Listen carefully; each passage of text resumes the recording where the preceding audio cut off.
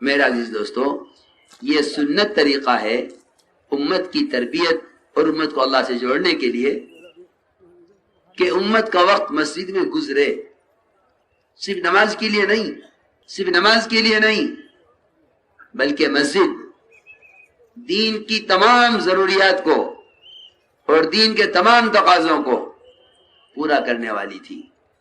اللہ کے وعدے یہاں سنو، مسائل یہاں سیکھو۔ علماء کو چاہیے کہ ایک مسجد کے امام سے لے کر سال لگائے ہوئے علماء تک یہ مسجدوں کو وقت دیں اور مسجد میں آنے والے ہر شخص کی وضو سے لے کر نماز تک اور اس کے عقائد اور اس کے ایمان کی تعلیم کا فکر کریں۔ یہی حضور اکرم صلی اللہ علیہ وسلم کا معمول تھا کہ آپ اپنی مسجد میں آنے والے کی وضو بھی دیکھتے تھے، نماز بھی دیکھتے تھے، نماز خود سکھلاتے تھے، نماز کی نگرانی خود کرتے تھے۔ مسجد ایسی نہیں تھی کہ ایک شخص ایمانیات سے، فرائض سے، دین کے احکام سے ناواقف ہو اور مسجد میں آئے نماز پڑھ کر چلا جائے، ایسا نہیں تھا۔ میرا تو دل چاہتا ہے کاش علماء مسجدوں کو وقت دیا کرتے اور مسجد میں آنے والے ہر فرد کی دینی ضرورت پوری کرتے۔ کسی کو مسئلہ معلوم کرنا ہے، کسی کو قرآن سیکھنا ہے، کسی کو کلمہ نہیں آتا ہے، کوئی کلمہ کا مفہوم نہیں جانتا ہے۔ مسجد صرف نماز پڑھنے کی جگہ نہیں تھی، بلکہ مسجد دین کے تمام تقاضوں کے اور دین کے تمام احکام کی سیکھنے کی جگہ تھی۔ اصل تربیت کی جگہ ہی مسجد تھی۔ امت کا مسجد سے بے تعلق ہونا یہ اللہ سے بے تعلق ہونے کی اصل وجہ ہے، کیونکہ حدیث میں آتا ہے جو مسجد سے الفت رکھتا ہے اللہ اس سے الفت رکھتے ہیں۔ ہمارے گشتوں کا اصل مقصد کسی طرح مسلمان کو مسجد کی طرف لے آنا ہے۔ صرف مسجد میں رہنا اللہ کا مہمان بن کر یہ خود آدمی کے دل کو متاثر کرتا ہے، بلکہ طفیل بن عمر دوسی رضی اللہ تعالی عنہ جب آئے مکہ مکرمہ، قریش نے کہا طفیل نہ محمد صلی اللہ علیہ وسلم کی بات سننا نہ ان سے بات کرنا۔ فرماتے ہیں میں نے کانوں کو روئی سے بند کر لیا، آپ کی بات سننا نہیں چاہتا تھا، لیکن اللہ سنوا کر رہے۔ میں نے مسجد میں قدم رکھا، میں آپ کی بات سے نفرت کرتا تھا، آپ کی بات سننا نہیں چاہتا تھا، مسجد میں قدم رکھا، دل کی کیفیت بدلی، اندر سے دل نے کہا طفیل پڑھا لکھا آدمی ہے، ان کی بات سننی چاہیے۔ میرا عزیز دوستو، یہ کام کوئی تنظیم نہیں ہے کہ جس کا میں اور آپ بیٹھ کر نظم مرتب کر لیں، یہ دعوت ہے، اور دعوت طریقہ محمد، جوہد محمد صلی اللہ علیہ وسلم کا نام دعوت ہے، جوہد محمد صلی اللہ علیہ وسلم کا نام دعوت ہے، آپ کے طریقہ محنت کا نام دعوت ہے۔ اگر دعوت کو اس طریقہ محنت کے ساتھ مربوط اور منحصر نہیں کرو گے تو یاد رکھو دنیا کی رواجی چیزیں اور یہ آلات اور ذرائع یہ تبلیغ دین کے لیے اصل بن کر رہ جائیں گے، اور مسلمان کی اپنی محنت جو اصل جوہر ہے جوہد کا، جو اصل جوہر ہے جوہد کا، وہ اس کام کو چھوڑ بیٹھے گا۔ یہی وجہ ہے کہ اس زمانے میں نقل و حرکت سے زیادہ نشر و اشاعت کی طرف، نقل و حرکت سے زیادہ نشر و اشاعت کی طرف لوگ مائل ہیں۔ یہی وجہ ہے کہ نقل و حرکت سے زیادہ، حالانکہ اس زمانے میں نشر و اشاعت کے ذرائع ہوتے ہوئے بھی ڈاک کا نظام تھا، ایک منزل سے دوسری منزل ڈاک جایا کرتی تھی۔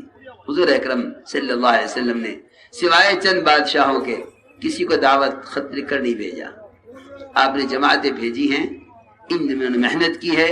اللہ رب العزت داعی کے جہد اور صبر کو قوموں کی ہدایت کا ذریعہ بناتے ہیں، یہ اللہ کا دستور ہے۔ وَجَعَلْنَا مِنْهُمْ أَئِمَّةً يَهْدُونَ بِأَمْرِنَا لَمَّا صَبَرُوا، انبیاء کا صبر، صحابہ کا صبر وہ قوموں کی ہدایت کا ذریعہ بنتا ہے، یہ اللہ کا دستور ہے۔ یہ نشر و اشاعت کے ذرائع، یہ نبوت اور صحابہ کرام کی نقل و حرکت اور ان کے جہد کا متبادل ہونا تو بہت دور کی بات ہے، متبادل ہو تو بہت دور کی بات ہے۔ میں تو آپ سے عرض کرتا ہوں کہ یہ نشر و اشاعت کے ذرائع اس کام میں معاون بھی نہیں ہے، متبادل ہونا تو بہت دور کی بات ہے، معاون بھی نہیں ہے، معاون بھی نہیں ہے، متبادل ہونا تو بہت دور کی بات ہے۔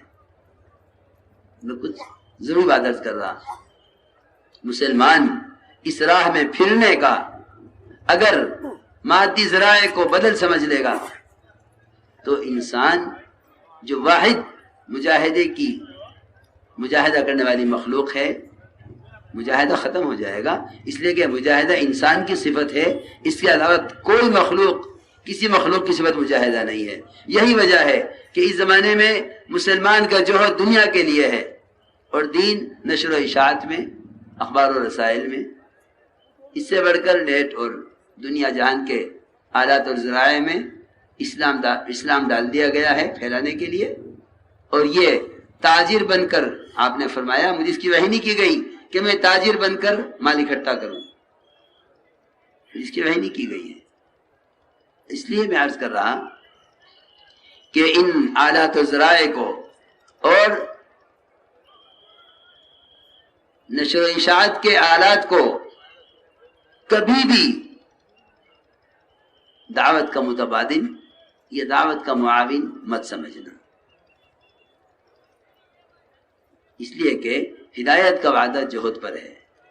میں نے اس پر عرض کیا تھا کہ خلو متاثر کیوں نہیں ہوتے، اس لیے کہ صرف پیغام پہنچانے کو تبلیغ سمجھا ہے۔ اس دعوت اور تبلیغ کا مدار اور اس محنت کی بنیاد خدا کی قسم صرف صحابہ کی سیرت اور صحابہ کی مشابہت ہے، اس سے نیچے کام نہیں ہے، اس سے نیچے کام نہیں ہے۔ کسی بھی زمانے کے طریقہ کار سے، کسی بھی زمانے کے آلات اور سہولتوں سے اگر تبلیغ کی گئی تو مجاہدے کی صفت ختم ہو جائے گی، مجاہدے کی صفت ختم ہو جائے گی تو ہدایت کے فیصلے بھی نہیں ہوں گے۔ ہاں دنیا ہے، دنیا کے لیے دنیا کی چیزیں مناسب ہیں، لیکن دین کے لیے تو دین کی دعوت یعنی آپ اور آپ کے صحابہ کا طریقہ محنت ہی متعین ہے۔ جب ایک شخص دوسرے کے پاس طلب علم کے لیے یا ایک شخص دوسرے کے پاس علم پہنچانے کے لیے جاتا ہے، اس کا مجاہدہ اس کے علم کو دوسرے کے لیے مؤثر بناتا ہے۔ آلات کے ذریعے سے نشر و اشاعت، یہ اس میں نبوت کی لائن کا مجاہدہ نہیں ہے، اس میں نبوت کی لائن کی اذیت نہیں ہے۔ اس لیے ہم عرض کر رہے ہیں کہ دعوت اس طریقہ محنت کا نام ہے جو طریقہ محنت محمد صلی اللہ علیہ وسلم اور آپ کے صحابہ کا تھا۔ ہم اسی طریقہ محنت کے پابند ہیں، اسی طریقہ محنت کے داعی ہیں۔ یہ بات اچھی طرح سے ذہن میں رہے۔ اس لیے دوستو عزیزو، ماحول میں لانا اصل ہے۔ میں عرض کر رہا تھا طفیل بن توسی رضی اللہ تعالیٰ نے کان بند کر لیا آپ کی بات کے سننے سے، فرماتے ہیں جو ہی مسجد میں قدم رکھا میرا دل اندر سے پلٹا، میں نے کانوں سے روئی نکالی اور آپ کی بات سنی اور اسلام قبول کیا اور اپنی قوم کو دعوت دے کر 80 خاندانوں کے اسلام میں داخل ہونے کا ذریعہ بنے۔ ایک فرد کو جس نے مسجد میں آ کر بات سنی، اللہ نے اس کو 80 خاندانوں کے اسلام میں داخل ہونے کا ذریعہ بنایا۔ تربیت مقصود ہے، نشر و اشاعت نہیں، تربیت مقصود ہے۔ تربیت ماحول میں ہوتی ہے۔ علم کے ساتھ تربیت چاہتے ہو، اللہ نے مدارس بنائے ہیں، علم علماء کی صحبت سے حاصل کرو. یہ نہیں کہ علم کتابوں پر اور علم نشر و اشاعت کے آلات و ذرائع پر آ گیا ہے، اب علماء کی صحبت کی ضرورت نہیں ہے. علماء کی صحبت کے بغیر معلومات حاصل ہو سکتی ہے، دین اور تربیت حاصل نہیں ہو سکتی. جس طرح دینی مدارس اور وہاں کی پابندیاں اور وہاں کا مخصوص معمول، ایک وہاں کا مخصوص ماحول اور ایک وہاں کے متعین معمولات، وہ علم کے ساتھ تربیت کے لیے لازم ہیں. بالکل اسی طرح ہدایت کے لیے، اللہ کا تعلق پیدا کرنے کے لیے، اللہ سے اللہ کے بندوں کو جوڑنے کے لیے مسجد کا ماحول متعین ہے. پہلے علم کے حلقے مسجد میں ہوا کرتے تھے، ضروریات زمانہ کی وجہ سے علم مسجد سے نکل گیا ہے. صفہ مدرسہ نہیں تھا، صفہ قیام گاہ تھا، مسجد درس گاہ تھی. صفہ مسجد سے باہر کا حصہ ہے. یہاں قیام ہوتا تھا فقراء صحابہ کا، مسجد میں تعلیم ہوتی تھی، مسائل یہاں سکھلائے جاتے تھے، فضائل یہاں سنائے جاتے تھے. اس لیے میں تاکید سے عرض کر رہا، یہ پورا مجمع ہماری بات سن رہا ہے، یہ امانت ہے دوسرے تک پہنچانا، خود اپنی ذات سے اس کو عمل میں لانے کی پوری کوشش کرنا، کہ مسجد کے ماحول میں لا کر بات کی جائے. میں نہیں کہتا مجبور کیا جائے، کسی کو کھینچا جائے، کسی کو یہ کہا جائے کہ اگر مسجد نہیں آؤ گے تو یہ کام ہمارا کام نہیں ہے. بالکل نہیں. یہ تو غلط قسم کے لوگوں کا اپنا خیال ہے، ورنہ کبھی یہ نہیں کہا گیا کہ اگر تو مسجد میں نہ آئے تو اس کو سے بات نہ کرو، یا مسجد میں نہ آئے تو اس کو زبردستی لے کر آؤ. یہ بات نہیں ہے. البتہ صحابہ کی خوشامد دیکھو، روایت میں ہے عمر رضی اللہ تعالیٰ ایک ایک دو کے ہاتھ پکڑتے، خوشامد کرتے، تھوڑی دیر کے لیے مسجد میں آ جائے. کیونکہ یہ بات یقینی بات ہے کہ مسجد کے ماحول میں آ کر بات سنے گا تو فرشتوں کے پروں میں سنے گا، فرشتوں کے پروں میں بات سنے گا، یقینی بات ہے. حضرت فرماتے تھے یہاں فرشتوں کے پروں سے دلوں میں ہدایت کا نور اس طرح آئے گا جس طرح مرغی کے پروں سے انڈوں میں حیات آتی ہے. اگر مرغی کے پروں سے انڈوں میں حیات آ سکتی ہے، جس طرح جان ڈالنا اللہ کا کام ہے، سبب مرغی کے پر ہیں. خدا کی قسم یہ تو ہو سکتا ہے کہ انڈے گندے ہو جائیں، ایک انڈے کے اندر بچہ پیدا نہ ہو. یہ نہیں ہو سکتا کہ مسجدوں میں فرشتوں کے پروں میں رہے، اللہ ہدایت کے فیصلے نہ کرے. کہ اللہ نے ہدایت کا وعدہ اعمال مسجد سے خود کیا ہے. لم یخش الا اللہ فعسى اولئک ان یکونوا من المہتدین. یہ وہ ہوں گے مسجد کا آباد کرنے والے، ہم ان کے دلوں سے اپنے غیر کا خوف نکال دیں گے، اور یہ ہوں گے ہدایت یافتہ.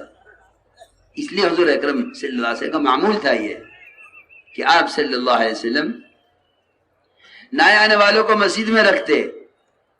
چور سے چوری ہوئی، مسجد کے ستون سے باندھ دیا، اس کے دل میں چوری کی نفرت پیدا ہو جائے.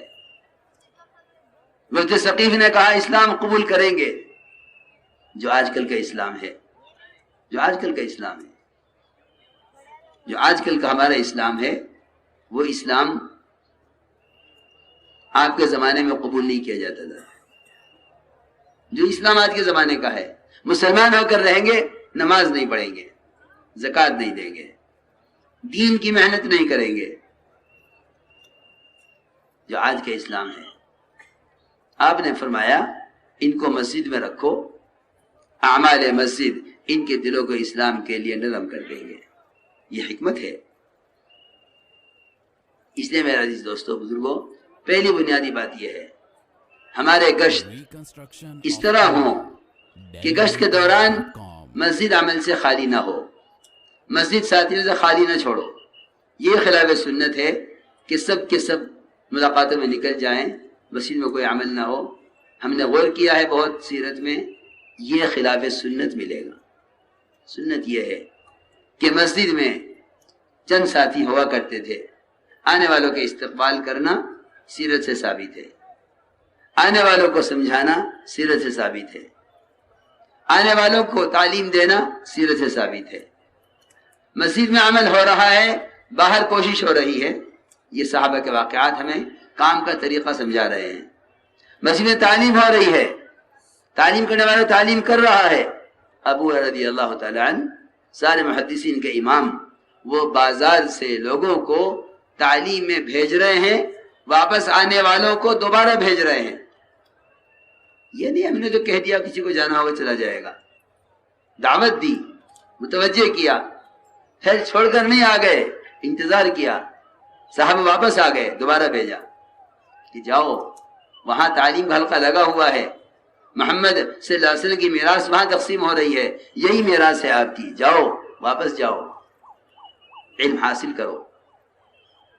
ابن عباس رضی اللہ عنہ یہاں تک فرماتے ہیں کہ نماز کے بعد ایمان والوں کا منتشر ہونا، نماز کے بعد ایمان والوں کا منتشر ہونا، یہ بازاروں میں منتشر ہو جانا طلب رزق کے لیے نہیں ہے، بلکہ ایمان والوں کو چاہیے کہ نماز کے بعد مسجد کے اندر پھیل جائیں، کچھ تعلیم کے حلقوں میں بیٹھ جائیں، جو قرآن نہیں جانتے وہ قرآن سیکھنے کے لیے بیٹھ جائیں، جو مسائل نہیں جانتے وہ علماء کی مجلس میں بیٹھ جائیں۔ ابن عباس تو یہ فرما رہے ہیں اذا قضیت الصلاة فانتشروا فی الارض وابتغوا من فضل اللہ، فرما رہے ابن عباس رضی اللہ تعالیٰ عنہ اس سے طلب رزق مراد نہیں، طلب علم مراد ہے۔ طلب رزق تو اس لیے فرمایا کہ صحابہ کرام ایسے ماننے والے تھے کہ اگر ان سے دکان چھڑوا کر انہیں نماز کے لیے بلا لیا گیا ہے تو یہ موت آ جاتی، مر جاتے، عمریں پوری کر لیتے، یہ تجارت نہ کرتے۔ تو ایسے ماننے والے تھے، بالکل یہی بات ہے، وہ ایسے ماننے والے تھے۔ اللہ نے فرما دیا ہے وَذَرُوا الْبَيْعَ، چھوڑ دو بیع کو۔ کتنے واقعات صحابہ کے ایسے ہیں کہ ایک حکم آیا اور صحابہ نے اس کو پورا کیا، دوسرا حکم آیا کہ نہیں یوں نہیں یوں ہے۔ کتنے مواقع ایسے ہیں جو صحابہ سے کہا جاتا تھا وہ کرتے تھے۔ صحابہ تجارت ہمیشہ کے لیے چھوڑ دیتے۔ اللہ نے فرمایا کہ جب نماز ہو چکے تم تجارت کر سکتے ہو، تم تجارت کر سکتے ہو، لیکن افضل یہ ہے، ابن عباس فرماتے ہیں افضل یہ ہے کہ یہ نماز کے بعد کسی علم حلقہ میں بیٹھ جائے، مفتی صاحب بیٹھے ہیں مسجد میں کوئی مسئلہ معلوم کر لیں، مفسر صاحب بیٹھے ہیں مسجد میں تفسیر کا درس تفسیر سے استفادہ کر لیں، تعلیم کا حلقہ لگا ہوا ہے فضائل سن لے، قرآن کا حلقہ لگا ہوا ہے قرآن سیکھے۔